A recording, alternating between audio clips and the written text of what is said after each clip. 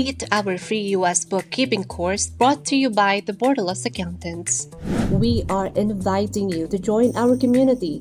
Live training, reputable tax firms as resource speakers, recorded replayable at higit sa lahat, libre. To join, like and follow our official Facebook page, join our Facebook group for important updates, and fill out our Google form to be included in our mailing list. See you there! Good evening, guys. Can you see my Evening. screen? Yep. Yes po. Oh, wait. Nag-altab. Sorry. Yeah. Nakikita na Okay. yung QuickBooks. Okay. Lorraine, are you ready? Okay na, ate. Okay. Miss Alma, I think matatapos kami within 1 hour. So, ready na ba yung... I don't know if... Hindi pa kami ready. Kaya nga bigla na umalis si Chris. So, tignan natin. Baka naman lumampas naman kami ng 1 hour. Maikli na lang kasi. 25 ang nilagay ko sa mag-discuss na lang ng iba. Okay. Sep Pwede 25 naman ang tayong sinischedule ko. brainstorming na lang and sharing ng knowledge, no? Okay? Okay. Sige. Reporting depreciation, the life cycle of an asset. The life cycle of an asset involves various stages, starting from its acquisition to its eventual disposition. Bookkeepers play a crucial role in recording and managing the financial aspects of each step. Let's explore how you contribute at each stage of the asset's life cycle. Acquisition. During the acquisition phase, a business purchases or acquires an asset. This could include acquiring equipment, vehicles, or property. Depreciation. Depreciation is the process by which the cost of the asset is allocated over its useful life. Ongoing use and maintenance. Throughout the useful life of an asset, bookkeepers monitor and record any ongoing cost associated with its use and maintenance. And disposition. At the end of an asset's useful life, the business may decide to remove, sell, or dispose of the asset. So these are the cycle of depreciation. Testimonial.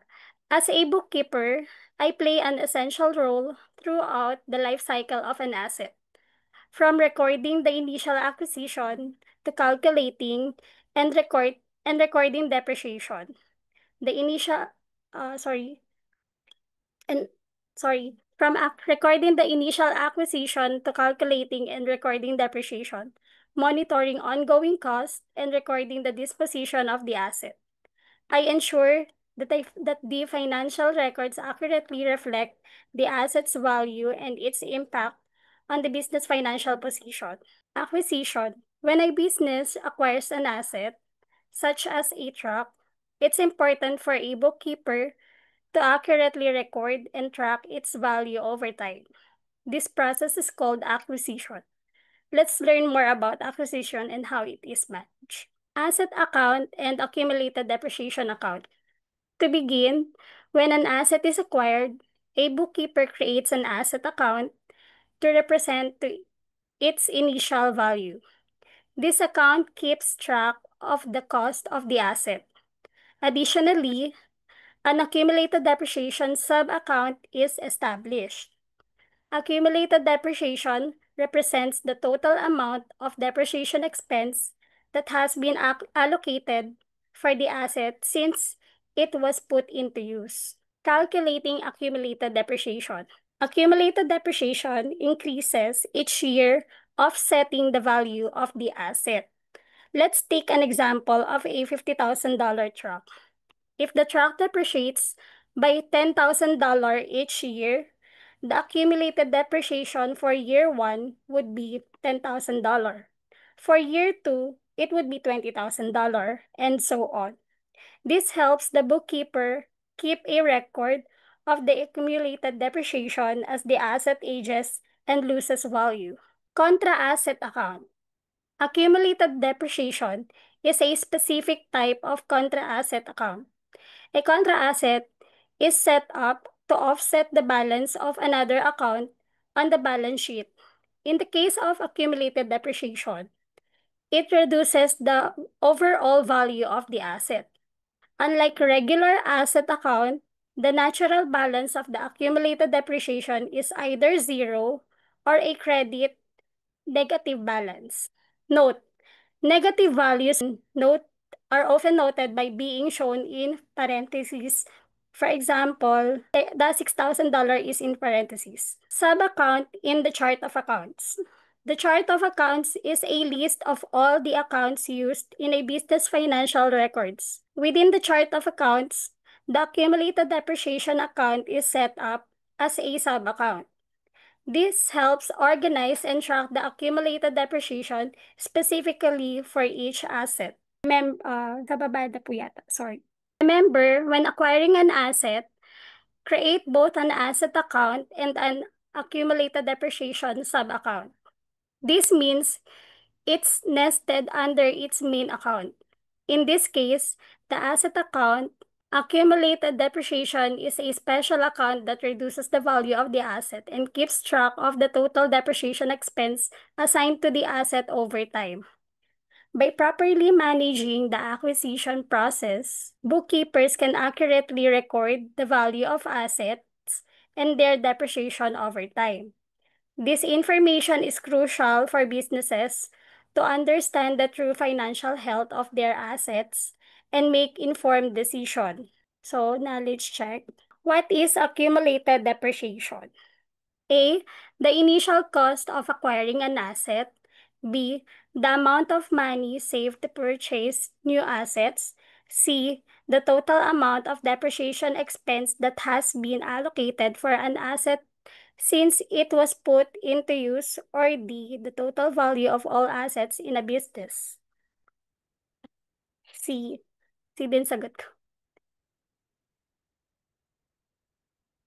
So, majority C.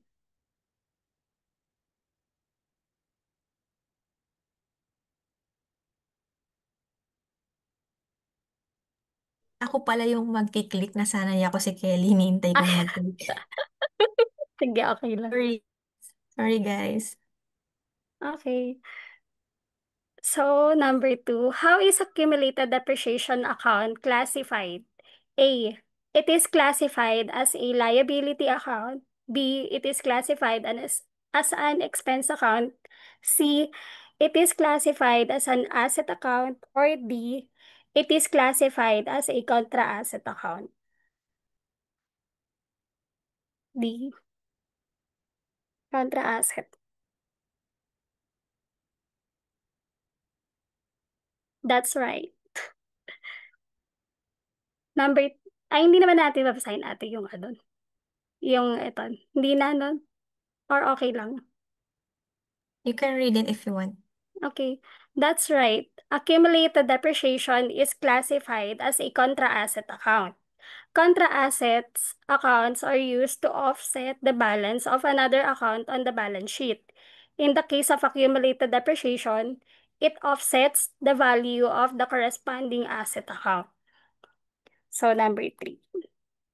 How is accumulated depreciation recorded in the chart of accounts? A, it is classified as a sub-account under the asset account. B, it is classified as a liability account. C, it is classified as an income account. Or D, it is classified as an expense account. A.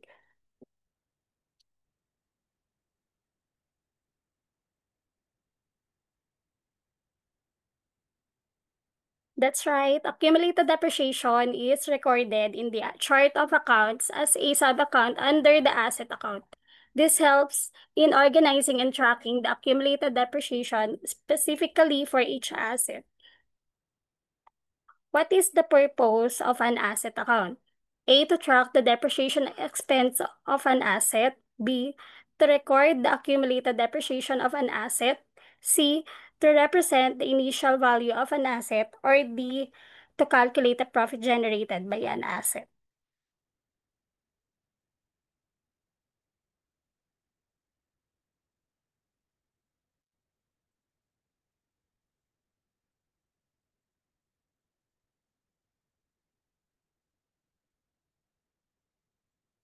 E. The purpose of an asset account is to represent the initial value of an asset. It helps in tracking the cost and value of the asset over time. So, journal entry. When depreciating an asset, you need to credit the accumulated depreciation account in the journal entry. This account is special because it is a contra asset account with a credit balance. Let's consider a scenario where a business owns a delivery truck that is being depreciated. Suppose the delivery truck has an original cost of $50,000 and an estimated useful life of 5 years with no salvage value. The business decides to use the straight line depreciation method. The calculation for annual depreciation expense would be depreciation expense is equals to original cost less salvage value over useful life. So, to get 50,000, since we don't have salvage value, less 0, 50,000 divide 5 is equals $10,000 per year. Here's an example of a journal entry for the depreciation expense of the truck. We debit depreciation expense $10,000 and we credit accumulated depreciation $10,000. In this case, in this scenario, the business records a depreciation expense of $10,000 for the year. The journal entry reflects the proper debits and credits, ensuring accurate accounting for the truck's depreciation. Try it out. Ben owns a small dog grooming business. He recently purchased a grooming table for his new business workspace. The table has an original cost of $15,000 and an estimated useful life of 10 years with no salvage value. The business CPA has advised you, as the bookkeeper, to use the straight line depreciation method for this asset. At the end of the first year, the business needs to record the depreciation expense. Use the drop-down menus to feel okay. Sa baba. Transaction journal dog grooming business. Here we debit depreciation expense on 5 and credit accumulated depreciation 1.5.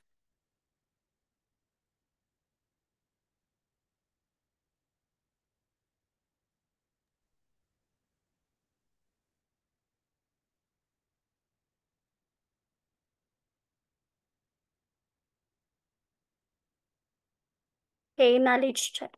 Which of the following statements accurately describes the nature of the depreciation expense account's balance? A. Depreciation expense has a credit balance. B. Depreciation expense has a debit balance. C. Depreciation expense has a zero balance. Or D. Depreciation expense can have either a credit or debit balance. B. So, debit.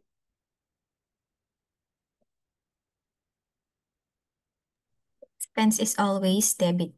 Yun yung normal balance. That's right. Depreciation expense is recorded as a debit entry in the accounting records, representing the portion of an asset's costs that is recognized as an expense over its useful life. Depreciation financial statements. Let's dive into how depreciation affects the financial statements of a business. It's important to understand how depreciation impacts both the balance sheet and the income statement, as it plays a significant role in portraying a business financial health. Selected tab. Income statement. Depreciation expense has a special place on the income statement, also known as the profit and loss statement. The income statement shows the business revenues, expenses, and its profit or loss.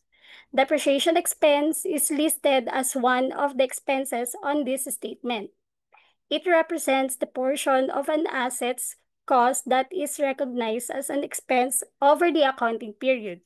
So here, income statement, we have revenue. Under revenue is the sales, and under expenses, the cost of goods sold, and then the operating expenses. The operating expenses are salaries and wages, rent expense, utility expense, and the depreciation expense. So when you deduct the revenue to expenses, we get the net income of $45,000.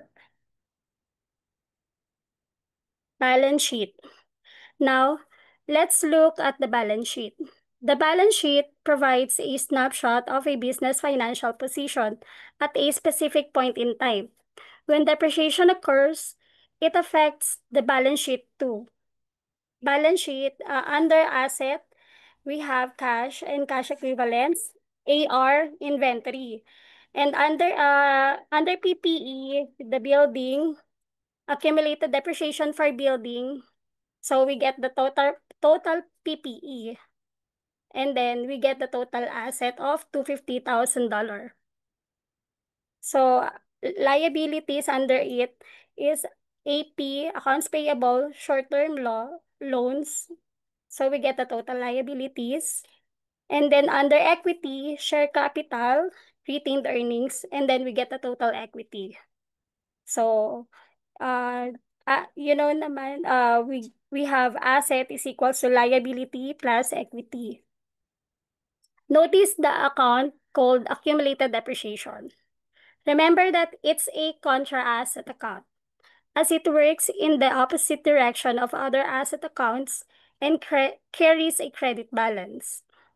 This account helps reduce the balance of the corresponding asset account on the balance sheet. In this example, the business has a building asset. The accumulated depreciation for that building will increase over time as depreciation is recorded over the useful life of the asset. When you compare the balance sheet and the income statement side by side, you'll notice a specific pattern. On the balance sheet, where accumulated depreciation is shown, it will show a negative value. This negative value helps reduce the overall value of the asset. On the other hand, on the income statement, where we find depreciation expense, it will have a positive value. We record it as an expense because it represents the amount of asset cost that has been used up during the accounting period. Leah, excuse lang, I would like to answer the question dito sa chat box. Ay, From okay. Aya, necessary ba mag-deduct ng salvage value sa depreciation expense? So, hindi siya necessary kasi yung, para sa akin to guys, pero you can chime in if hindi kayo agree. Kasi yung salvage value or residual value, siya yung parang yung pinaka least amount, yung matitira na fair market value ng isang equipment pag natapos na yung depreciation. So, halimbawa, isang company to, computer, monitor, um, itong company na to, binebenta nila yung fully depreciated nila na monitor ng, let's say 2,000, meron silang pinagbebentahan na junk shop. So, yun yung tinatawag nila na residual value, na parang pagtapos na yung depreciation, meron pa siyang value na pwede pa nila siyang ibenta. Meron din namang mga equipment na talagang zero na hindi na nila mabebenta or whatsoever. Yun yung mga walang residual value or salvage value. So para sa akin, hindi naman necessary i-deduct yung salvage value. Kaya kanina yung example, walang salvage value, di ba? Zero. Did I answer it, Aya? Yes po. For follow-up question. So, that means po, yung salvage value, it depends kung anong asset siya. Like for example, kasi 'di ba yung formula niya is sa straight line method is depreciation minus salvage value uh divided by the number of years life years para makakuha ng depreciation or accumulated depreciation per year. So that means depende po ba siya sa anong uri ng asset po? Yes, and it depends din sa company kung i-dispose na ba nila, truly disposable na ba nila yon, or meron pa silang kaya pa nila siyang pagkakitaan.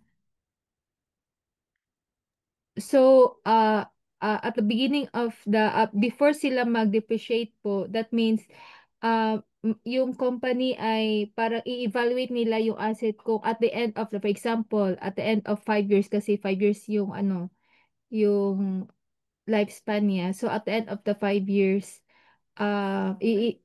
before sila mag-depreciate, parang pre-evaluation sila na siguro if since Yes. ganitong asset wala ng value at least at the Yes. end of 5 years. So, example na lang for personal, lang. Halimbawa, meron kang iPhone, 'di ba?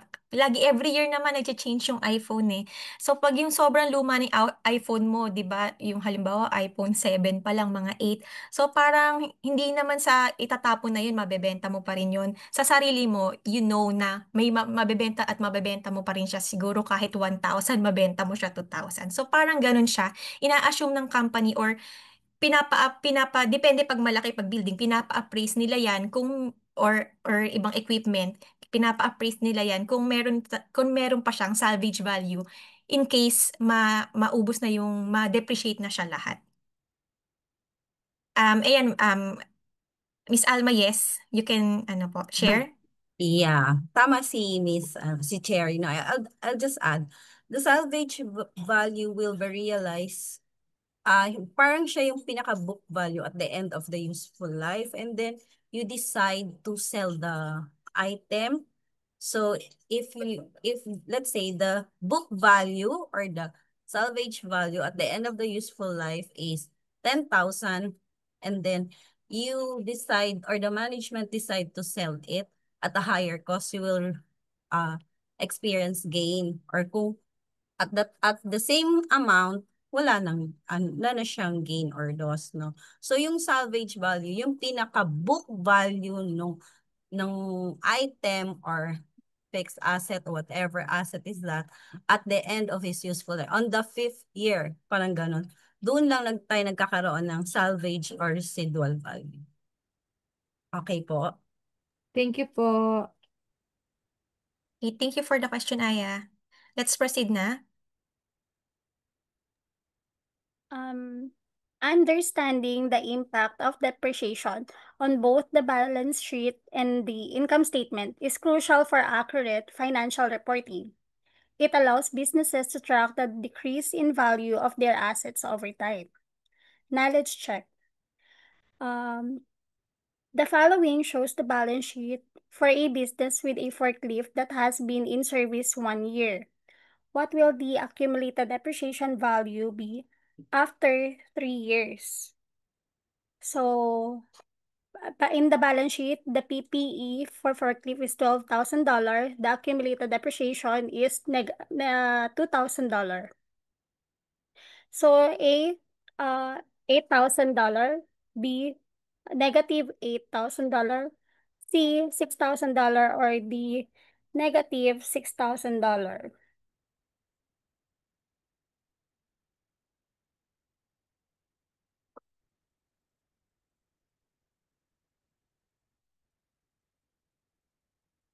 So, No other answers? D, final? D.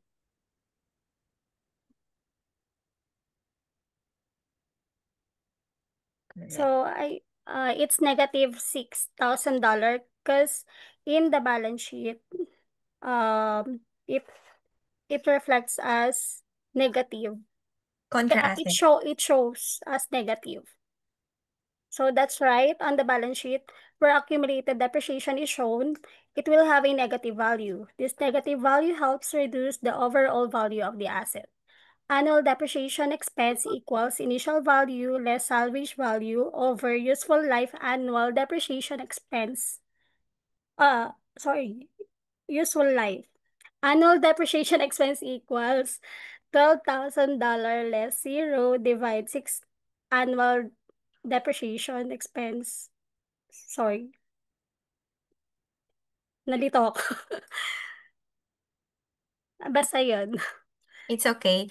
Basta ang treatment ng ang accumulated depreciation is a contra asset. So, pag ni-record mo siya sa journal entry, it's always negative or may parenthesis kasi doon pa rin siya sa asset side. Pero contra asset, that's why meron siyang parenthesis or negative.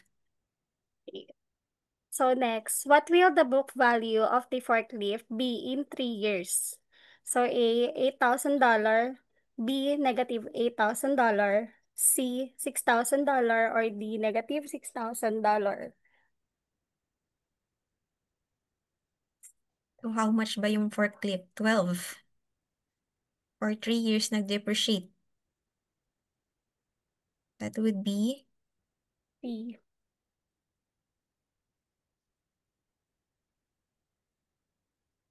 That's right. To calculate the book value of the asset after 3 years, we subtract the accumulated depreciation from the initial value of the asset. Book value is equals initial value less accumulated depreciation. Book value, our initial value is $12,000 less the $6,000 accumulated depreciation. So we got the book value $6,000. After 3 years of straight line depreciation, the book value of the asset would be $6,000. This represents the remaining value of the asset that has not been depreciated over the period. Disposition. When an asset reaches the end of its service life, it's either sold, removed, or disposed of by the business. Let's learn about the disposition of assets and how it affects the bookkeeping process. Zeroing out the accounts. At the end of the asset's service life, the net effect of the balance sheet accounts related to the asset should be zero. This means that the asset account and its corresponding accumulated depreciation sub-account should zero each other out. Although bookkeepers may not remove these accounts from the books, if all adjusting entries have been recorded correctly, they will zero each other out. Under balance sheet accounts, asset account, and then asset account, accumulated depreciation. This table shows the disposition of the forklift at the end of its service life, reflecting a net value of 0 for the asset. Disposal of asset with no book value. Sorry. In some cases, there may be a gain or loss on an asset disposal. When an asset with no salvage value is sold at the end of its service life, the bookkeeper first records a journal entry to zero out the asset accounts as noted previously in zeroing out the accounts. This helps reflect the financial impact of the asset's disposal accurately. After the entry to zero out the assets account is made, a second entry will need to be made to other income to record any gain, or to the appropriate expense account if there is any loss upon the disposal of the asset. Journal entry will gain debit cash account, credit other income. Journal entry with loss, debit expense account, and credit cash account. The disposal of asset with remaining book value. Sometimes, a long-term asset may be disposed of while it still has book value. This may be due to disposal before being fully depreciated, or it may have a salvage value. Salvage value is the remaining book value of an asset that has already been fully depreciated or is at the end of its service life. For example, if a vehicle has a salvage value of $2,000, it means the business can likely sell it for that amount, even though it's at the end of its service life. Alternatively, an asset at times is disposed of for less than its book value. In these cases, the business realizes a loss that must be expensed. For example, we have a vehicle with a remaining book value of $2,000. If the business sells it for $5,000, cash would be debited for $5,000. Accumulated depreciation would be credited for $2,000, and the remaining $3,000 would be credited to other income. On the other hand, if the business sold it for $1,500, cash would be debited for $1,500. The $500 loss debited to other expense, and accumulated depreciation would be credited to for $2,000. Journal entry with gain, debit cash account, credit accumulated depreciation, and credit other income. Journal entry with loss, debit cash account, debit other expense, and credit accumulated depreciation.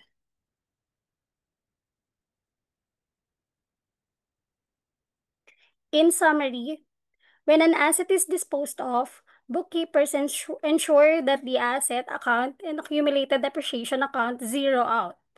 They may record any gain and as other income, any loss as other expense. Additionally, the salvage value of an asset represents the amount the business expects to receive when selling or disposing of the asset at the end of its useful life. Remember, proper recording and understanding of asset disposition is essential for accurate financial reporting and maintaining the integrity of the business books. Knowledge check. When an asset is fully depreciated and sold for an amount higher than its book value, what is the financial impact? A. The business records a loss on asset disposal. B. The business records a gain on asset disposal. C. The business does not record any financial impact. Or D. The bookkeeper removes the asset from the books. B. That's right. When an asset When an asset is sold for an amount higher than its book value, the business records a gain on asset disposal to reflect the positive financial impact of the sale. Next, how is depreciation expense typically recorded in the books? Select all that apply. A. Debit the depreciation expense account. B. Credit the depreciation expense account. C. Debit the accumulated depreciation account. Or D. Credit the accumulated depreciation account. A and D.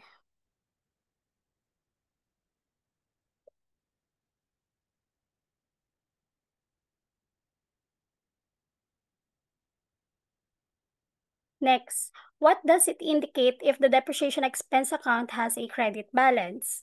A. Depreciation expense is overstated. B. Depreciation expense is understated. C. Additional review is needed as it is unusual. Or D. The depreciation method used is incorrect.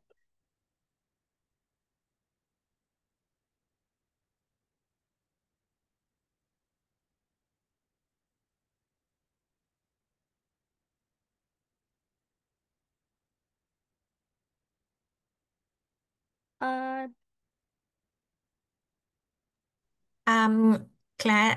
Class, naging teacher. Guys, isipin niyo muna mabuti yung question. Medyo tricky to. mm, May A, may C. So, why do you think it's A first? First, anyone? Bakit A yung una niyong sagot? Kasi sa unang basa, A kasi 'di ba normal niya is debit. So, pag ano siya, pag na-credit siya, bakit? O dahil overstated siya, hindi siya, but I think hindi siya ganun. Kasi parang ginawa nyo, in-adjusting entry nyo agad. So, ang question kasi is, what does it indicate? So, it indicate lang, hindi tayo nagja-journal entry dito. Anong ibig sabihin nito? Bakit may credit balance and depreciation expense? So, anong papasok sa isip natin is, bakit unusual tong transaction na to Bakit naka-credit yung depreciation? Kaya kailangan natin siyang i-review. Letter C. yes.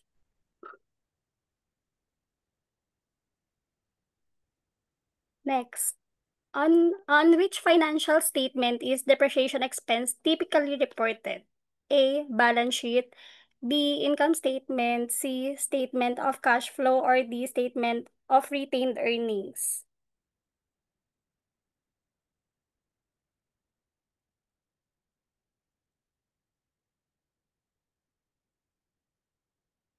B.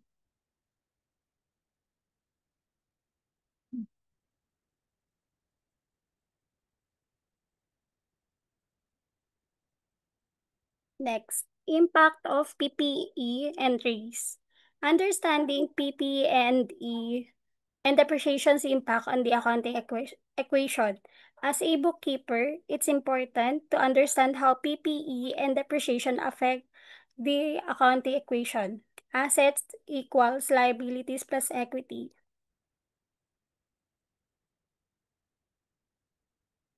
Remember, the accounting equation must always stay in balance. When we record depreciation, it has two effects. One, first, it decreases the value of the asset by the amount of the accumulated depreciation. This decreases the asset side of the equation. Second, it increases expenses by increasing the depreciation expense account on the income statement. This expense decreases the net income for the period. A decrease in net income decreases equity by the same amount. When we record depreciation, our accounting equations stay in balance.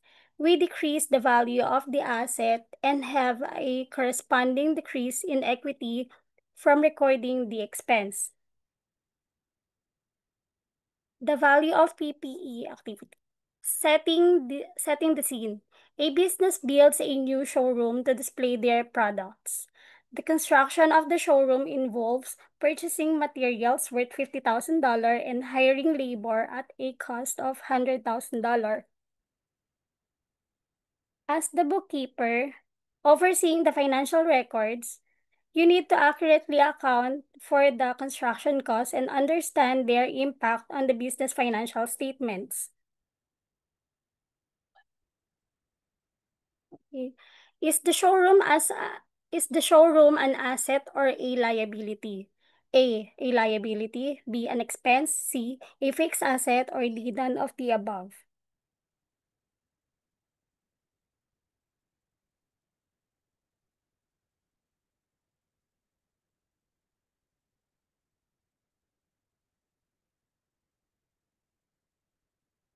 That's right. The showroom is considered a fixed asset because it provides long-term economic benefit to the business.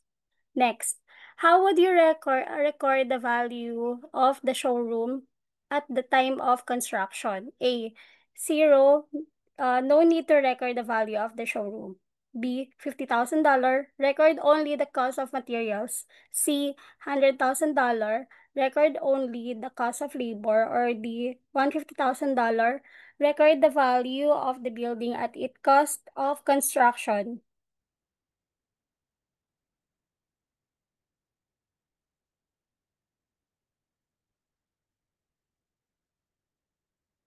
That's right. The total cost of the showroom, including both materials and labor, should be recorded as $150,000. If the business paid cash for materials and labor, what would be the impact on the accounting equation? A, asset would decrease and increase for the same $150,000, making a zero net effect. B, assets and liabilities would both increase by $150,000. C, asset would increase by $150,000 and liabilities would decrease by $150,000. Or D, asset would increase by $150,000 and equity would increase by $150,000.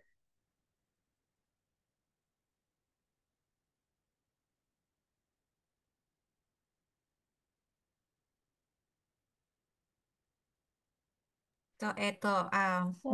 magkakaiba yung answer natin. Merong A, merong D. So, bakit muna siya A?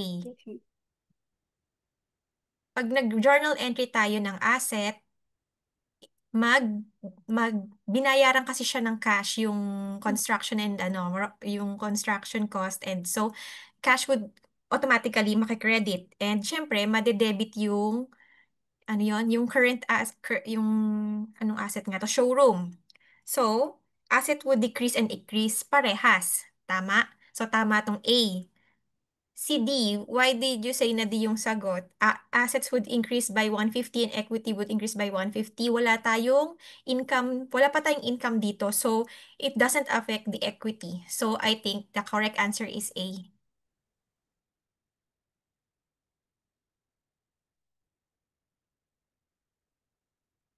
That's right. When the business pays cash for the materials and labor, the asset cash would decrease by $150,000, while the fixed asset showroom would increase by $150,000, resulting in a net effect of zero on the accounting equation. Summary. By understanding the recording and impact of construction costs on the financial statements, you can ensure accurate reporting of the business assets and maintain the integrity of the accounting records. Try depreciation. A clothing manufacturing business decides to invest in new equipment to enhance its production capabilities. They purchase equipment worth $100,000, which includes machinery necessary for their operations. This equipment is expected to be used for several years.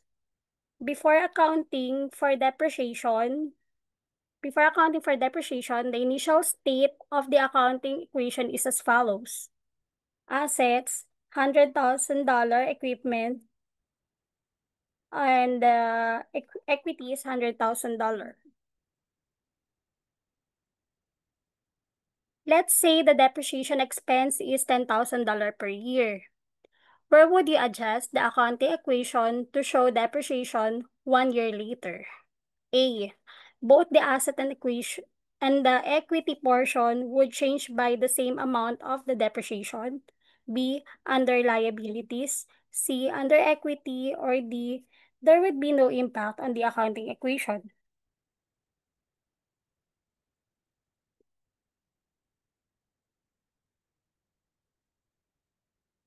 Both assets.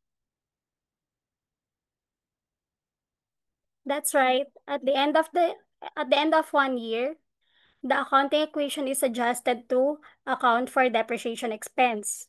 The expense of $10,000 is recognized for the equipment's 1 year of use.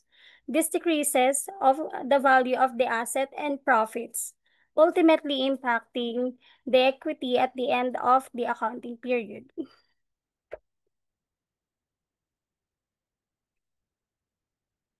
Review the updating account equation. Assets, $100,000, equipment, minus $10,000 accumulated depreciation. So in the side of equity, it's $90,000. After 2 years, how much accumulated depreciation would there be?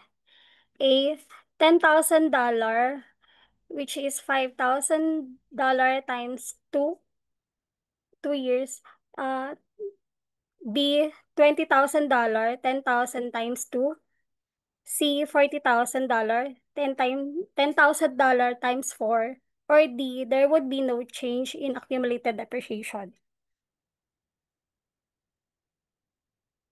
So it's 20,000 times 2. 10,000 times 2.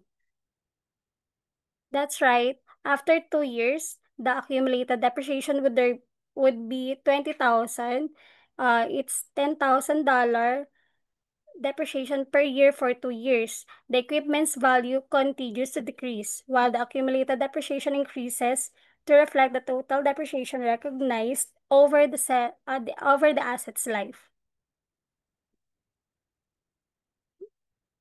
So here, assets, $80,000, equipment, $100,000 original cost minus $20,000 accumulated depreciation.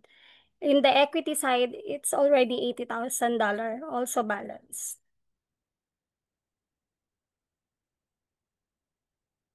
Summary.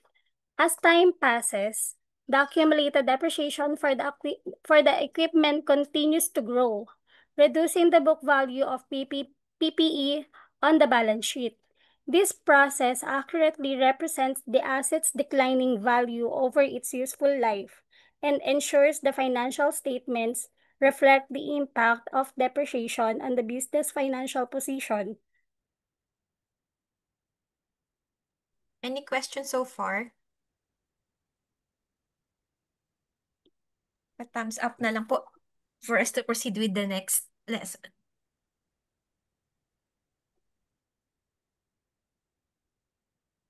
Okay, thank you guys.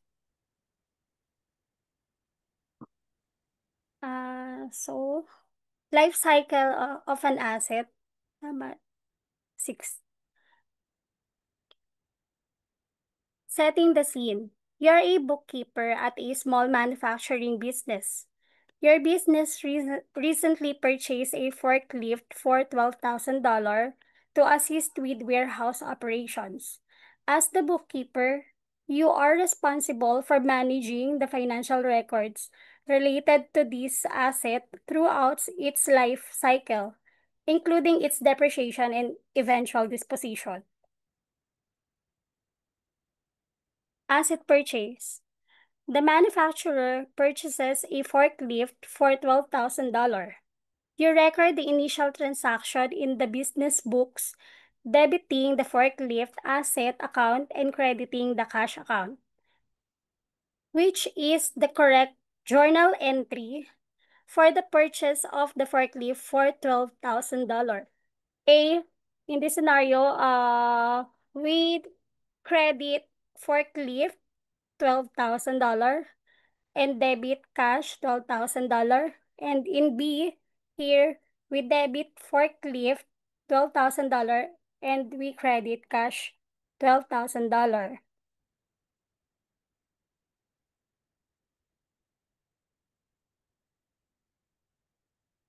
So B. That's right. Debit the forklift asset account $12,000 and credit cash $12,000. When an asset is purchased, the asset account is debited to increase its value, and the cash account is credited to reflect the outflow of cash. Depreciation type and schedule. The forklift has an estimated useful life of 6 years and no salvage value. The business indicates it wants to depreciate the asset evenly over 6 years. Based on the next question, based on the input from the business about wanting to spread the depreciation expense out evenly over the life of the asset, what is the appropriate depreciation method to use? A, straight line depreciation. B, double declining balance depreciation. C, units of production depreciation. Or D, sum of the year's digits depreciation. So it's a straight line.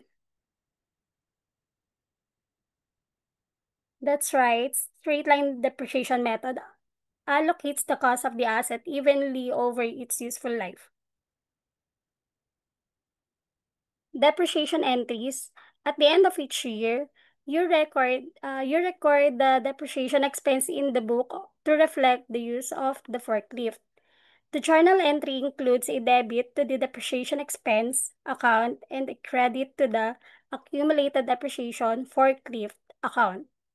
This process continues for 6 years, gradually reducing the value of the forklift on the books. Next question. Which is the correct journal entry to record the annual depreciation expense of the forklift? A. Here, we credit depreciation expense $2,000 and debit accumulated depreciation $2,000. And in B, we debited depreciation expense $2,000 and credited accumulated depreciation forklift $2,000. We credit that accumulated depreciation. So it's B.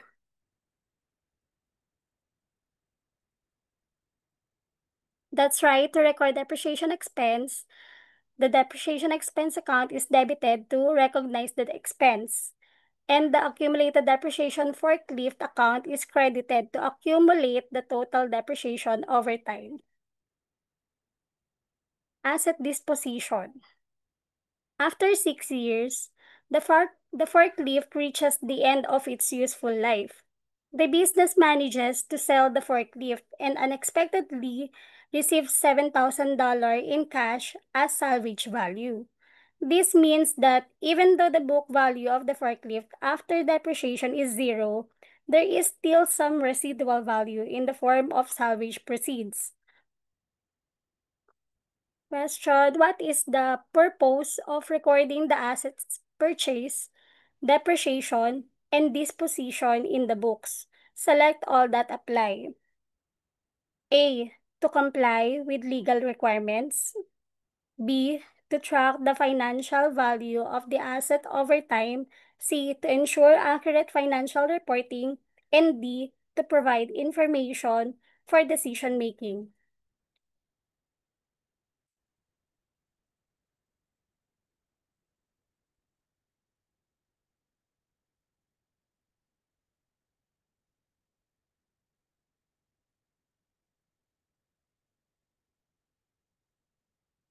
That's right. All of these are reasons for recording the assets purchase, depreciation, and disposition in the books. Recording the asset purchase, depreciation, and disposition in the books serves multiple purposes. It helps comply with legal requirements, track the financial value of the asset, ensures accurate financial reporting, and provides information for decision making within the organization. Depreciation expense. Through this scenario, you've navigated the entire life cycle of an asset, from its purchase to depreciation and eventual disposal. Recording this transaction accurately is essential for maintaining accurate books.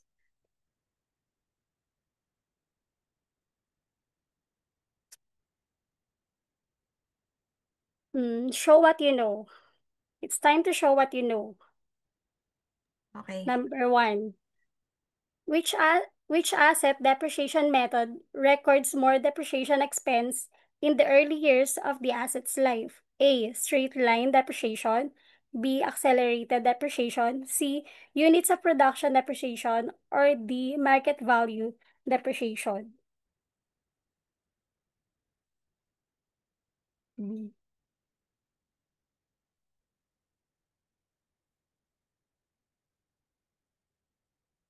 That's right. Accelerated depreciation method records higher depreciation expense in the early years, allowing for a faster write-off of the asset's cost. Number 2, in which section of the income statement is the depreciation expense for an office copier machine located? A. Revenue. B. Extraordinary items. C. General expense. Or D. Other expenses.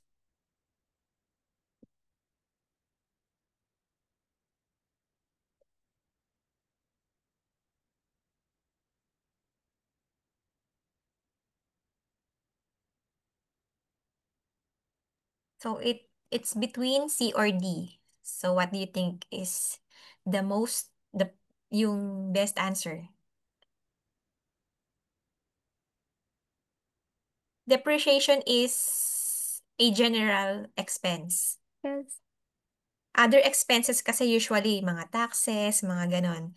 General siya kasi lagi siya normal siya na, regular siya na may ganong expense, lalo na pag may PPE ka.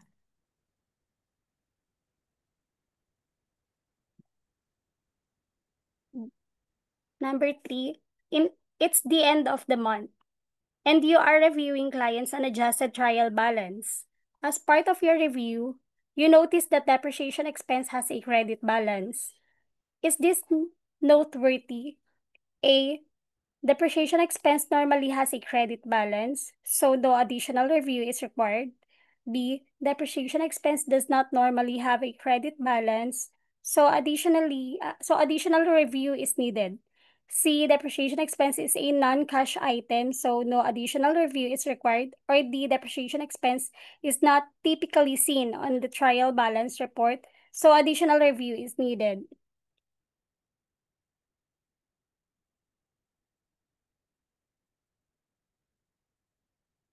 Depreciation, yes, that's right. Depreciation expense is typically recorded as a debit entry.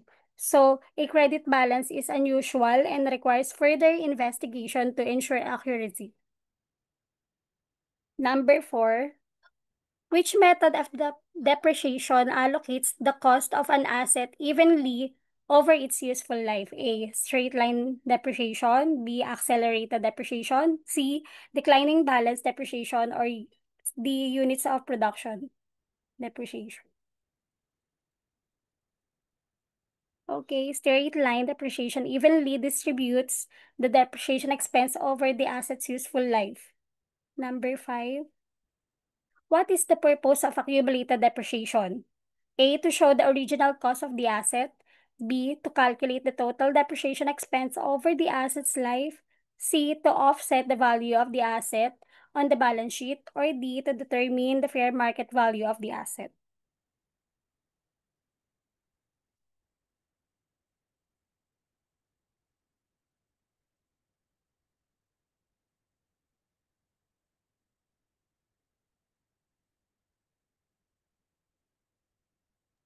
So we have different answers. So isa-isahin natin. To show the original cost of the asset. Ano ba yung nag-show ng original cost of the asset? 'Di ba recording the asset itself? So Yes. I think this is not A. May nagsagot ng B, to calculate the total depreciation expense over the asset's life. Syempre magkaiba yung depreciation expense sa accumulated depreciation. Accumulated depreciation, ito yung na-accumulate mo na depreciation expense. So this is a no. Ano pa next answer natin? C, C, to offset. to offset the value of the asset on the balance sheet. So, what is accumulated depreciation? It is a contra asset. And what does it do? It offset the value nung asset. So, definitely it's C, to offset the value of the asset on the balance sheet. Let's check. That's right. Accumulated depreciation is a contra asset account that reduces the value of the asset on the balance sheet.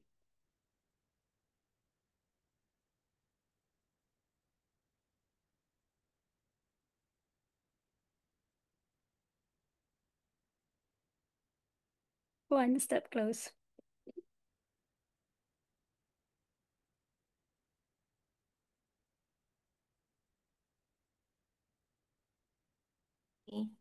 Okay, thank you, Leia. Thank you, Guys, then. and na yung discussion ni Leia. Any questions so far sa depreciation? Yes, Aya. Hello po. Ang question ko lang po, since the accumulated depreciation is a contra asset, 'di ba sa PPE. So question ko lang, sa QBO din po ba magiging ano din siya, yung accumulated depreciation magiging sub account ng parent account of the asset po? Okay. Anyone who can answer, Aya, with regards sa Yes. QBO? Sino Yes, yun? pero usually, ang bookkeeper, hindi siya ang nagre-record ng accumulated depreciation, but it is the accountant. Kasi, halimbawa, bago ka lang bookkeeper, at wala kang history ng pagkaka-purchase nung equipment or ng asset, hindi ka makaka-record ng accumulated depreciation. Yun. Usually, accountant talaga, hindi bookkeeper. Pero kung alam naman ng bookkeeper, why not? And then, re-review na lang yun ng accountant. Okay, thank you. So, anyone pa who would like to share dun sa may mga QBO experiences na and clients? O sino yung mga bookkeeper na nakapag-record na ng accumulated depreciation? Kasi ako hindi pa eh. Yan. Is there anyone here who can share their experiences in depreciation? Yes po, gang. Miss Geraldine. Hello po, good evening. Good evening everyone. Sorry, kagigising ko lang. Ngayon lang nakabawi ng tulog. Ah, yeah, regarding po sa accumulated depreciation, yes, I was able to nitong recently po nakapag-record ako since tama si Mami Asuncion, once po available yung data for the purchase of the asset, pwede mo pong gawan ng schedule yung accumulated depreciation by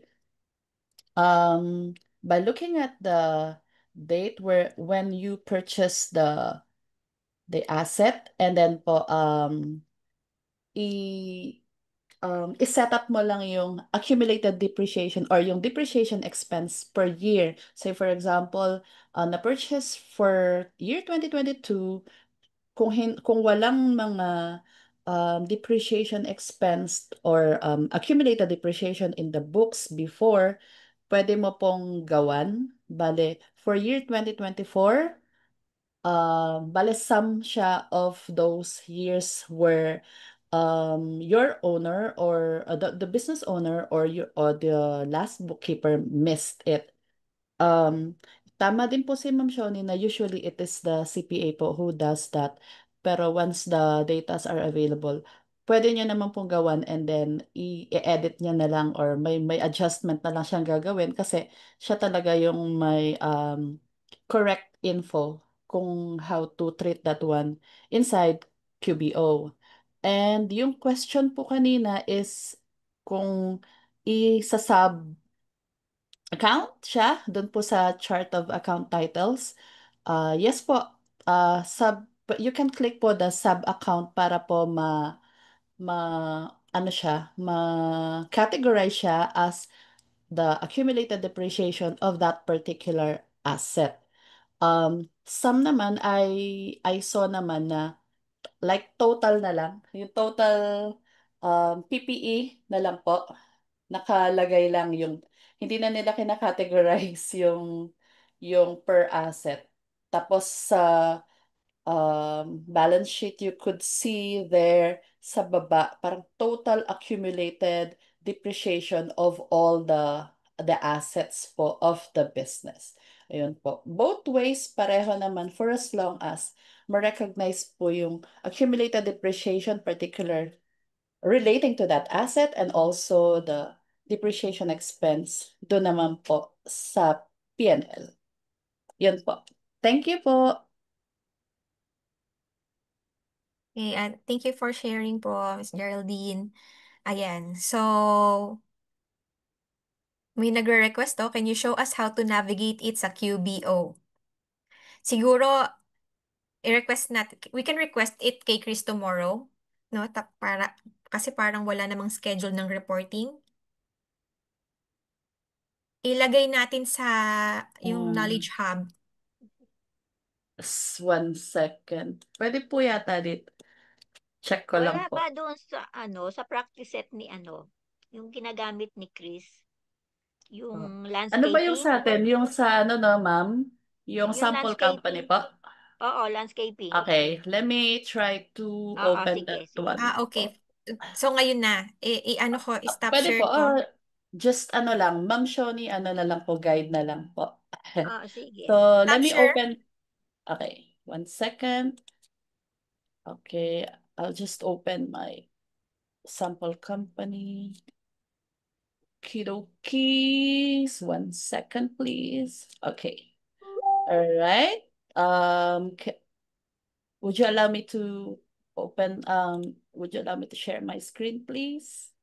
Oh, ayan. There you go. Can you guys see my screen na po? Yes. Oh, what Yes. happened to your QuickBook page? Daw. What happened to your QuickBook page? There you go. Try lang po natin ng mabilis kung kakayanin dito. Ayan. This is our sample company, the Craig's Design and Landscaping Services. This is the old face of QuickBooks, yung classic view niya po. And then, if we're trying to create po ba sa chart sa if we're Ano ba? trying to create the accumulated depreciation account inside QuickBooks, this is where you Miss usually go. Miss Pa, Geng, for Tingnan mo apa. muna example kung ano lang. yung Wait, asset niya. Kung tingnan mo first, muna kung ano yung kanyang PPE. salita si Mami. Oh, sorry, Again, PPE. sorry. request ko lang, for example, nag-purchase dun sa exam natin. For example, nag-purchase Okay. tayo ng property ng 100,000 na equipment. Okay Kindly po. show us how, and then yung Okay. pag-build mo Okay, ng sige. accumulated depreciation expense. Okay, Thank you. Oo, okay. yan. Sige, Of sige. course, we can do Check that mo one. lang. Oo nga pala, no? Let's check on the available data na nandito. Kasi what I'm trying to drive at na is punta na ako sa chart of accounts. Ina-assume ko na there are no accumulated depreciation yet inside the chart of accounts. And so pupunta na sana ako sa chart of account. But yeah, for that sa report, available. Check lang po natin if there are available datas na. Okay. This is the reports tab. This is where you usually see mga reports po inside QuickBooks. This is where we see the balance sheet and yung P&L. Yeah. Pero syempre, since accumulated depreciation, we're going to check on the balance sheet.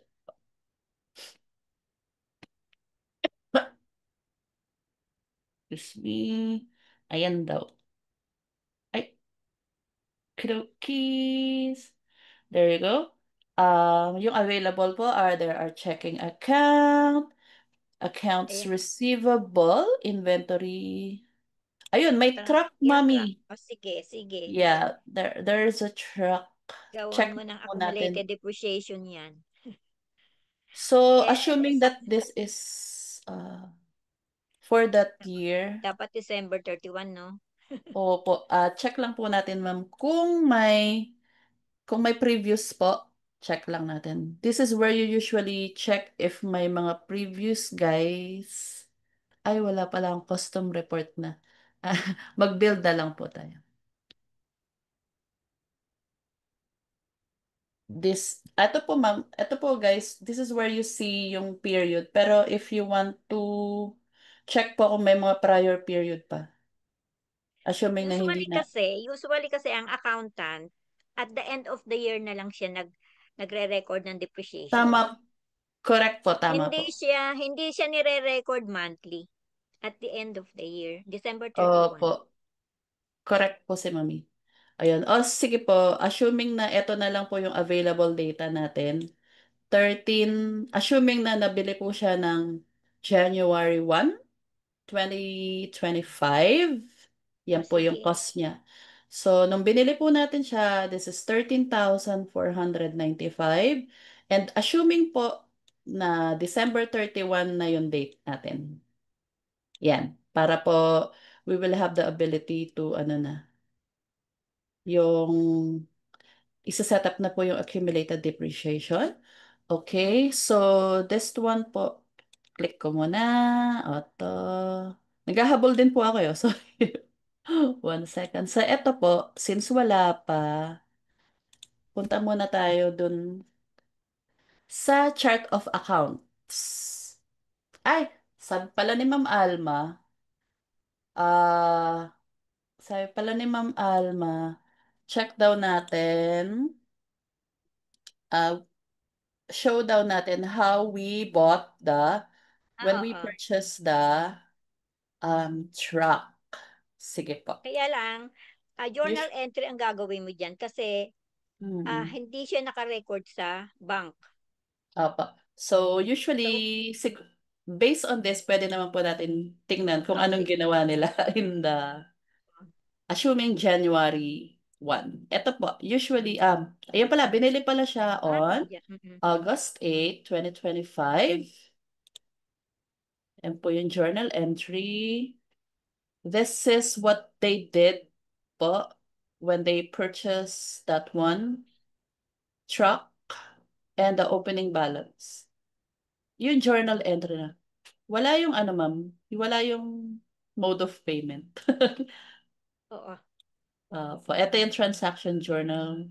This is where you will see kung ano yung accounts involved na lahat-lahat para kita nyo lahat.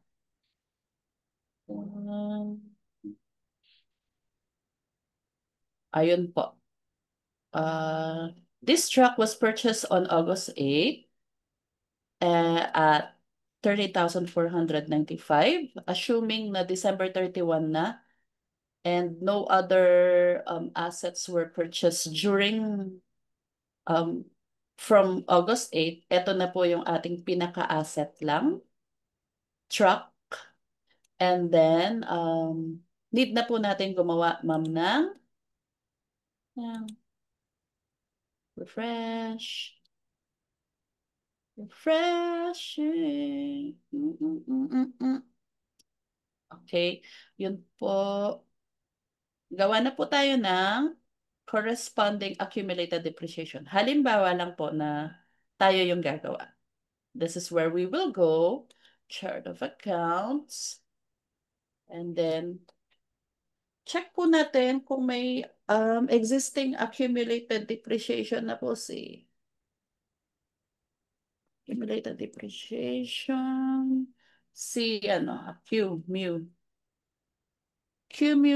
churururu. Wala pa. So, mag-create ka. Opo. Tingnan mo na rin kung may Accumulated. depreciation expense. Opo, depreciation expense. Yun kasi po yung kabangga niya. Depre. Sorry. Depre. Ayun, meron Ayan, po siya, ma'am. meron. Ayun po, meron siyang depreciation. Ito yung expense niya sa P&L. Ito naman po yung what goes Ayan in. pala eh. Meron po siya. Check Oo. natin, though wala lang siya. Ayun po. Sa question kanina ni Ma'am Aya, this is where you usually see kung ano po yung kung how accumulated depreciation is being done. So ito po. Yan, accumulated depreciation siya. Yung account type niya, it's a fixed assets po. And then ito yung detail type niya, accumulated depreciation. And then nawala siya. Tada! Sorry. And then, ito po yun. You can click on that, make this as a sub-account. Para po yung accumulated depreciation account na yun is like can be traceable po siya or kabangga siya ni truck. Ayan. And then yung description, this is the accumulated depreciation of that. Ma'am, nilalagyan niyo pa po to? Ako Ay, hindi na, open yung okay. balance na. Hindi na lang, no, para minsan kasi yung iba po naglalagay pag sure na sure kung ano yung balance. Pero since zero naman, ayan. So, I hope that answers the question po ni Ma'am Aya. Tama po ba? Yes po, thank you po. You're welcome po. Yes Sorry, po. Rob. Yung account name niya is also depreciation or that should be accumulated depreciation? Accumulated depreciation po, Festo. I-edit na po natin. Accumulated depreciation that is attributable kay truck po. Okay. So, edit na lang po natin. Usually, sa iba, they place mga account numbers here po. You can see that.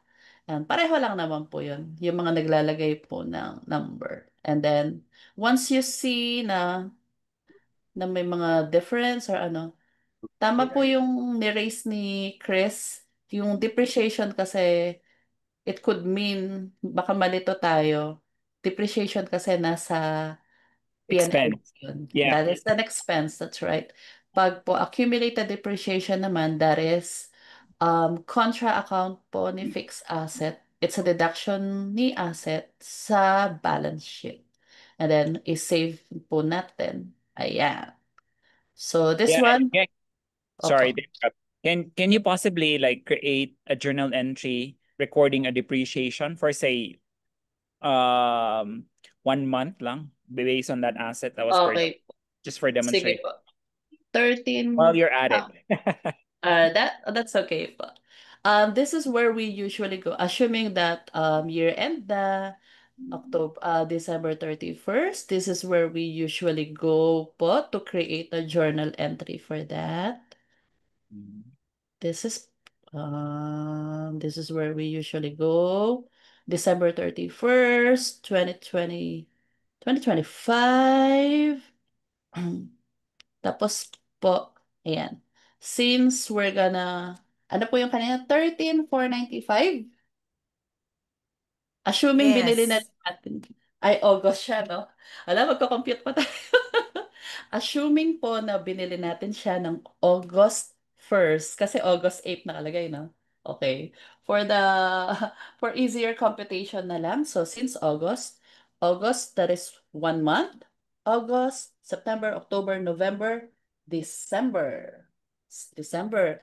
And depende po sa policy ni company, but usually yung pong useful life ng isang asset is 5 years. Tama po ba?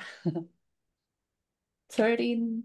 So, kung 13,495, kung 5 years, 5 times 12, that is 60 months po. Okay, halimbawa lang po, to record depreciation for the year. Okay. So yung pong asset is, how much was that? Kung August, September, October, November, December, that's 5 months. Months over 60 months, which is the total useful life in total useful life niya in months. Okay, so pa-dictate nga po ulit, 14,495? Is that correct? Is that 13,495. 13,495. Okay. Ninote ko lang po. So in creating the accumulated depreciation, this is where we debit the depreciation expense. Kanina po, ayan, makita niya po natin. Other expense siya. Depreciation expense. And then yung accumulated depreciation. To be. Yun. Okay. Pretty straightforward lang po siya. 13,495 divided by 60. That's how I usually do it. Hindi ko alam kung tama, but yeah. So, 1124.58. Okay. That's it. And then, second, ito po usually, yung CPA usually gumagawa niyan eh. AGE. Meron na pala siya. Ayun na pala. Ito na pala. Pupunta siya doon sa journal entry. That one. Pero kung gusto mo lagyan ng sarili mong like GPG, me, gano'n. Para lang makita right away kung sino gumawa. To record. Ngayon na, may nagsusoda pop na. Ta-da-da-da-da. To record. Okay. And then this is where you would attach the invoice po. Usually mga check natin if I have. Kung halimbawa lang, pakita ko lang. Member. Ay, wala. Ay, teka lang po. Mag-stop share muna. Sorry. Check ko lang yung amortization. Like for example lang. Yeah, while Geng is working on that, if I may just also add a little bit, On depreciation, pag hindi natin tax client yung bookkeeping client natin, usually we wait for the advice nung tax preparer or ng accountant or ng CPA yung depreciation for the year. Okay? And hindi natin yan ginagawa proactively sa books para hindi mag-desbalance yung books at saka yung sa tax return. Okay? And tapos, sa depreciation naman, if you are wondering, may ibang way of calculating depreciation si IRS. So later on, you will encounter makers, double depreciation, 150 depreciation, yung half-year convention, meron pang Section 179, meron pang bonus depreciation and stuff like that. Those are things that we will cover in the business tax return para ma-familiar kayo. But at least with this course sa QBO, you get to familiarize the concept of depreciation. Okay? Yep. That's just it for Yes me. po. Yes po. Thank you for that, for adding that one. Yeah, usually kasi talaga CPA side din. But for the purpose of this presentation, yun lang po. Just so we know lang how it's done inside QuickBooks. This one, can you see my screen na po? Yes. Okay, so thank you. So this is usually is yung a sample of the a purchase document. Oy, may pangalan. Sorry. Yari ako. I was trying to hide. Sorry ah. Ayan. Usually yan. Ganyan yung makikita na yung pag binili niya. Say for example, kung halimbawa yung total dito is the 13,495 kanina. Yan. Usually ganun naman. Usually yung amount lang, total amount, tapos yung date when you bought it. Ganun. Ayun. Ganun lang po siya. And then, balik tayo sa journal entry natin kanina. Ayan po. Ay, nawala siya. Nag-refresh lang ako. Ayun. Ayun. So, again, yung kanina po natin is will debit the expense, which is the depreciation expense from August to December for this year. And then yung accumulated depreciation since first year pa lang, similar amount lang naman. So, yun lang. Very simple lang po dito to record the depreciation for the year. For the year, since 5 months, over 60 months po. Ayan. There you go. This is the total amount po. And then, yeah. There you go. And then, similar lang here. Ito. And then, you would attach this one. This one po. To back it up. Ay, nawala na naman. Bongga siya. Ba't kaya? Ayaw niya. For security purpose daw. Ayun. So, if you can still remember yung kanina. Do you still remember it? Sige na nga. Gawin ko na nga ulit. Ayan lang. Medyo medyo yung isa sa trait of accountant, bookkeeper, tax preparer ay dapat patient. Patient tayo. Need talaga ng maraming patience kasi pabalik-balik and we would really go into the details, making sure that everything is correct. Check natin, double check, triple check, quadruple check kung kailangan hanggang happy ka na at sigurado ka na to record the depreciation. That's 5 months, right? Total. Just for the purposes of showing yung amount that we need to recognize as the depreciation for the month. Ayun, usually ganun lang. Usually dito meron diba mga class and then usually 0. Yan, AGE. So, one thing na na-miss ko is ito. very important. We usually recognize the depreciation every year end po. Ayon. So that completes the recording of depreciation. Yung purchase kanina, since meron na tayo, Ma'am Alma, na existing po inside our P&L, yung truck, yun na lang po yung ginamit natin. Pero the way we would record po yung purchase is yun, yung kanina. Record the asset, the whole amount of the asset, and then opening balance inside. Pero opening balance ba? Tama ba? Kasi parang hinahanap ko yung ano, kung saan natin siya binili. Ay, yung may mode of payment. Ayan.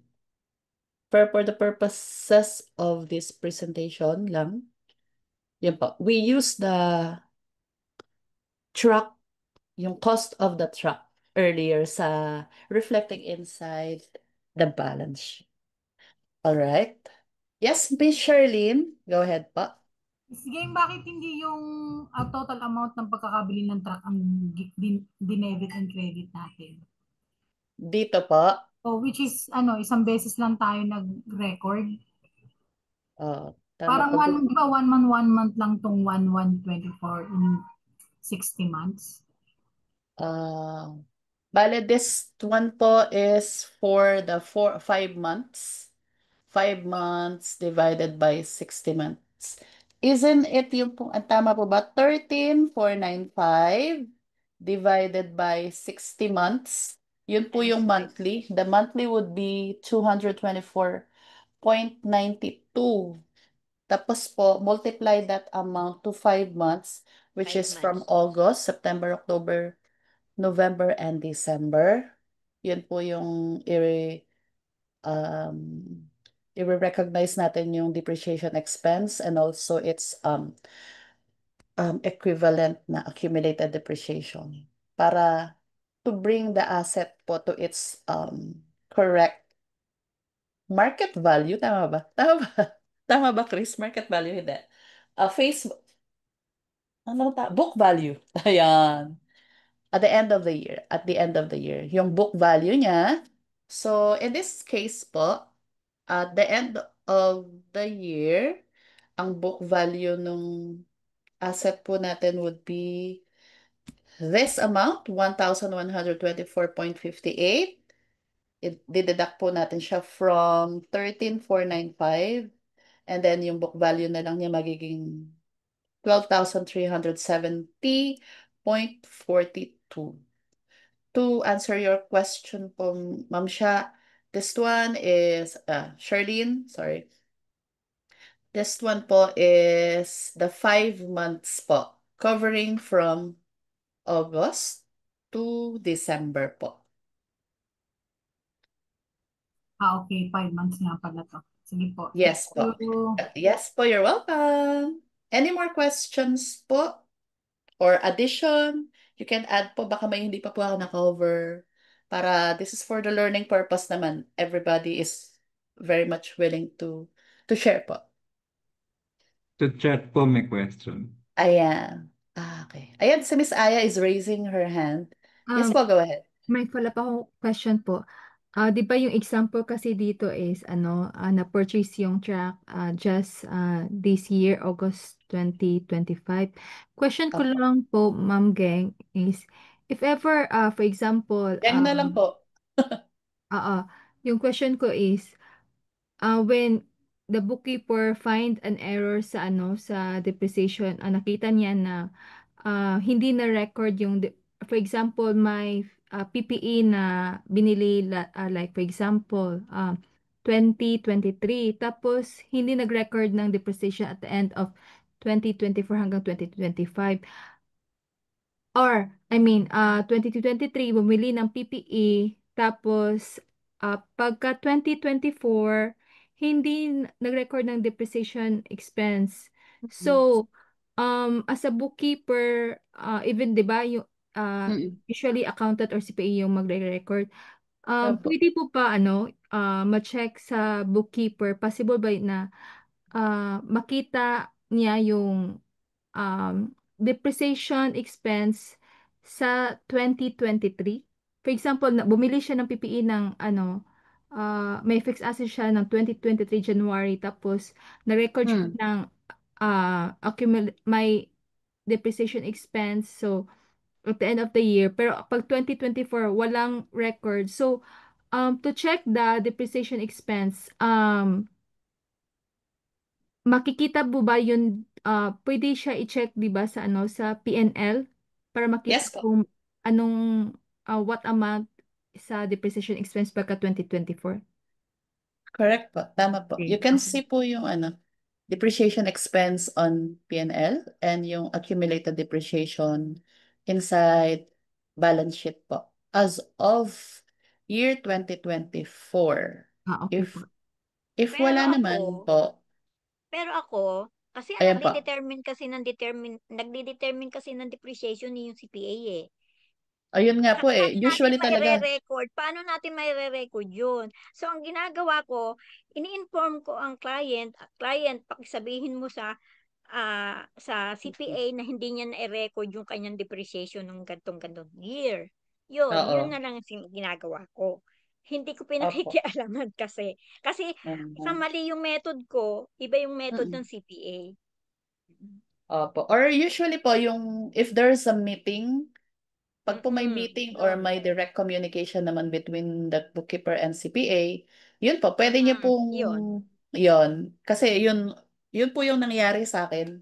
Wala pong mga recorded expense. I don't see any expense that were created in the past years. 2 year po, year 2022 and year 2023. And so yun po, during the meeting, I raised that one up and then yun po, the CPA told me to create a schedule. So yun po. Yun po, importante po talaga yung communication para Tapos nakita ko naman na okay and then nag-adjust na lang siya doon sa entry ko. Parang may inad na lang siya na minimal amount na lang. Siguro to yung time difference lang. Ayun, yun po ma'am. Thank you po. Does that answer your question po Ma'am Aya? Yes Miss Aya? po. Yes po. Thank Alrighty. you. Okay. May nagsabi po kanina na there's a question inside our chat box. Ano po yung question? Hindi ko po nakikita. Yung kay Bakit Miss daw Emma. po opening balance nakalagay? Opening balance since opening balance Nag-raise pala. hand si Miss Emma. Yes, Miss Emma. Ayan. Gang, Yes I was the po. one who raised the hand. Hi, hello po, Miss earlier. Emma. Go ahead po. Wait, I'm just confused. Bakit po kaya opening balance yung kapartner ng pag-acquire kanina ng asset, yung truck? What's that So, opening balance? Yung nature ng opening balance na yan, is that the starting point ng balance ng account or something else? Opo, yun din po yung question. Medyo na din ako kanina. Pero yes po, usually opening balance, charge yung pinaka-unang-una na creation of that account Yes. po. So that may Opo. ang presumption ko doon is that's coming from another system na pinasok diyan yung beginning balance niya. Is that No. Hindi naman po. Kasi baka prior years na binili yung equipment or in-invest yung Ayan. equipment. Kaya hindi na natin babalikan pa natin yung Yeah. previous That's precisely ang inaano ko kasi nagulat lang ako ng kapartner ng asset is opening balance. Opo, wala yung mode of payment, no? Yeah. Kaya Okay hindi na natin Yun, ang presumption nga is ma-determine kung yun ba ay investment o cash purchase. Yung Ayun. Yan na po. Yan kinarify ko lang po. Thank you. Thank you for that. Kasi kanina ako din sabi ko, ay, pag opening balance. Asan hindi yung cash ko- or asan yung checking? Oo. Kasi Or po, isn't it we checked the transaction journal earlier and yun yung kapartner. yun ang kapartner niya kaya na-confused ako. Sige po, thank you. Hindi ko yun. Tama yun, Ma'am Shoni. Possibility yung prior years po, no? Oo, babalikan pa. Baka mga 10 years ago pa yun. Yeah, babalikan pa kaya natin po. yun. Coming Or- from One of the or wala pa, possibilities. wala Yun pa po. siyang QBO nung mga that time. Yung Yeah, transfer lang. Oh, Yeah, tendency. So, yun nga po yung parang nakaan po sa sa parang comment ko. minigrate lang po from the Yeah, old yeah, yeah. software. That's precisely the beginning balance. Okay po, na-gets ko na. Opo. Thank you po. Opo. Siguro Chris can also elaborate further on that. Kasi yung mga instances where opening balance yung nakikita natin. Okay. Ayun po. I hope that answers everyone's question. Kung wala na po sa chat box, unshare ko na po para you can proceed with the presentation po. Okay na po ba? May Thank you. question pa po kayo na Are kayang there any more sagutin ni questions? Geraldine? Opo, except for my Thank you po. Thank you, Alrighty, I'll Geraldine. stop here. Yan, You're thank you din welcome. kay Anytime po. Mother. Okie Thank you dokies. sa I'll mga stop here. nagtatanong kasi yung iba ayaw magtanong eh. Sa mga nagtatanong, natututo tayo, di ba? Of course, opo. Marami po kasi mga scenarios, mga iba't ibang kwento, kaya maganda po yung nagtatanong para po True. nalinawan. Ito naman po ay based lang sa aking very limited experience. Alrighty. Thank you po, Miss Cherry and Mami Asuncion, and for everyone. Nakikita niyo na po yung share screen ko. Yes, we can see it, Miss Cherry. Okay, thank you sa confirmation. So far, no questions po. Pwede na po tayong medyo onti na lang pala yung time natin. Pero the next two topics po before we end yung assets and sales is more on the activity, yung questions, testing our knowledge na lang. So here we have a new member to, to report and discuss and guide us. So first, before we start, I would like to introduce Miss Merly Durana. Are you here? Tita Merly? Tita Anyet? Andito kaya siya? Yes, Cherry. Ayan, Tita Merly. Before we start po, Tita Merly, would you like us to have a short self-introduction to the class? To get to know you po muna before we start the next topic. Good evening, everyone. I'm Merly Durana. I'm 70 years old. When I learned about the borderless accountants community, I was inspired to join and review. And now I continue to learn. The questions are a bit confusing because since it is their native language and we are foreign to that, sometimes we misinterpret the transaction, no? So, parang in my experience, it really helps a lot if we review the knowledge check and the short quiz at the end of the topic so that we are aligned to the viewpoint of QBO. Viewpoint nila, paano yung perspective nila in asking the questions. Ang isang napansin ko sa kanila, sa Philippine accounting, pag sinabi natin accounts receivable and the customer pays, we say it is a collection. But for QBO, sinasabi nila it is payment. So, pwedeng ma-mislead ka na, is it a payment to a supplier? Yung mga ganon. We always have to check from what viewpoint is the transaction. Is it from the viewpoint of the buyer or the seller? Is it the viewpoint of the company as the seller, or is it the viewpoint of the company as a customer, no? Pag sila naman yung mga ganon. Kaya minsan, yun nga, sabi nga ni Cherry, do not overthink the transaction, no? Kasi pag nag-overanalyze tayo, nagiging complicated, nagiging mali yung sagot natin. So, at this stage of my life, syempre, medyo short na ang memory. So, although I have taken the actual assessment, hindi ko pa rin natatandaan ano ba yung mga sagot dito sa mga tanong na ito. I still have to analyze. So, sabi nga ni Cherry, I just wait for the I will answer it myself, but I will also base the final answer on your input. Ganun po. Thank you. As we go along. Bali, Miss Merly, ano po dati yung work? I was a bookkeeper at Philippine Veterans Bank. Then I transferred to Bangko Sentral ng Pilipinas. And when I retired in 2003, I switched to teaching in college. So I taught accounting in several universities. hanggang 2023. Tapos 2024, nag-work from home na ako as technical writer for a college in Tanawan City, Batangas. The So sa ngayon, experience ni Miss freelancer talaga ako. My experience is more on academe. So after bank examination, ang mga sumunod kong experience ay sa schools na as a teacher, as a yung mga technical writer, as a researcher. Kaya nga hindi mga accounting related yung mga more recent jobs ko. So thank you for a little background po of yourself, Miss Merly. Grabe, salute, no? 70 and still learning. Are you ready na po to discuss? Medyo maikli lang po yung sa inyo, no?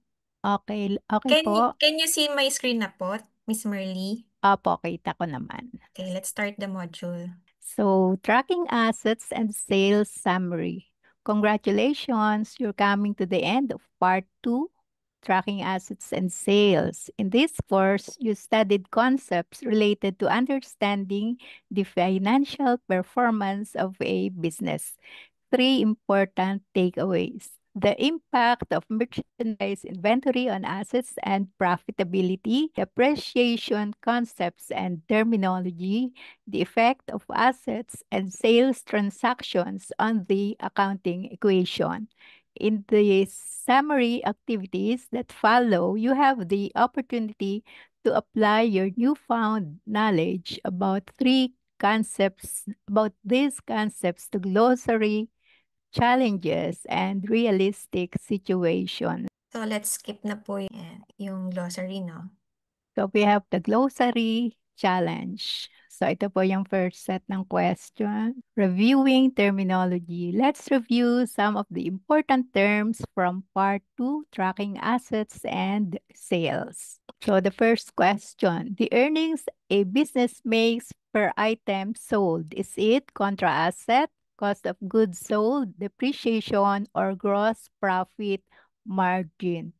I think the answer for that is the gross profit margin. Spreading the cost of an asset and the loss of its value over time. So yan yung kadidiscuss lang, depreciation. An account that offsets the balance of the associated value on the balance sheet.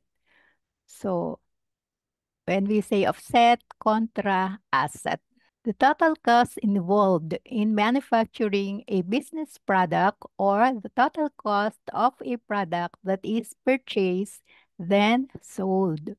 So pagka-cost na, it is the COGS. So we have the next activity. Craig, the owner of a landscaping business, considers his equipment fixed assets. What does this mean? First one, fixed assets refer to the process of spreading the cost of an asset and accounting for its depreciation over time. Next, fixed assets are assets acquired for the long-term benefit of the business. They extend beyond a year. Fixed assets are assets that can be converted into cash quickly within a year. So, tatlo lang ba yung choices? So, yung last one, hindi yan, no? The last one refers to current assets. The item B, they are really acquired for the long-term benefit of the business, which extend beyond a year. So, pwede yan. But going back to the first one, fixed assets refer to the process of spreading. So, yan ay depreciation. So, our answer is B. Next, has a lot of inventory. Inventory or stock refers to earnings a business makes per item sold. So, hindi po yan. Kasi yung earnings per item sold, ano yan, the gross profit margin, yung sinagutan natin kanina. Next, inventory or stock refers to assets acquired for the long-term benefit of the business. Ito naman, it refers to fixed assets, yung tinanong kanina. And the last one, inventory or stock refers to the raw material a business uses in production or finished goods ready to sell. So, yung finished goods ready to sell, yung mga merchandise inventory ang tawag natin. No? So, that is the correct answer. Letter C. Raised business issues and received lots of invoices. Which of the statements accurately describes invoices? So, ito, select all that apply. So, more than one answer. So, ito, kung minsan pagka-select all that apply, minsan tatlo ang tama, minsan dalawa lang, no? So, hindi siya isa lang. An invoice received from a vendor or supplier is also called a purchase invoice. Tama yan, no? Pwede yan. An invoice usually carries terms to record credit sales. Tama din yan, no? An invoice is an itemized bill of goods sold or services provided. Pwede rin, no?